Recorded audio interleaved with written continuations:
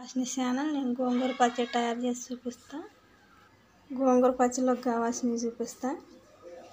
ధనియాలు, జీలకర్ర, పచ్చిమిరపకాయలు, గోంగూర, ఎల్లిపాయలు, ఉల్లిగడ్డ, కరివేపాకు.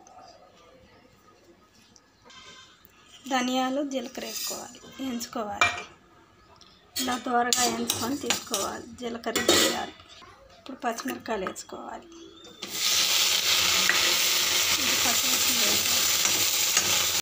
ఇప్పుడు కరివేపాకు వేసుకోవాలి. కొంచెం నూనె వేసుకోవాలి. ఇట్లా మొత్తం వేయించుకొని పక్కకు తీసుకోవాలి. 4 కట్టలు గోంగూర, ఎర్ర గోంగూర తీసుకొని శుభ్రంగా కడుక్కొని వేయించుకోవాలి.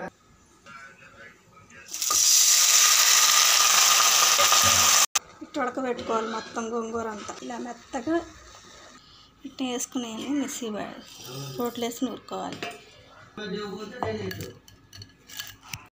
ఇలా దంచుకొని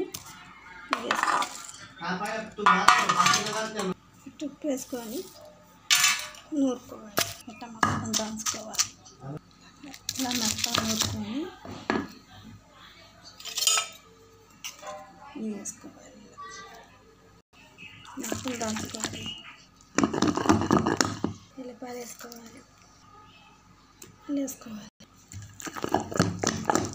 తయారైపోయింది గోంగూర పచ్చడి. తయారైపోయింది ఫ్రెండ్స్ గోంగూర పచ్చడి. ఇలాంటివి మరిన్ని వీడియోలు కావాలంటే లైక్ కొట్టండి, షేర్ చేయండి, కామెంట్ చేయండి ఫ్రెండ్స్. కొంచెం సపోర్ట్ చేయండి ఫ్రెండ్స్. బాయ్.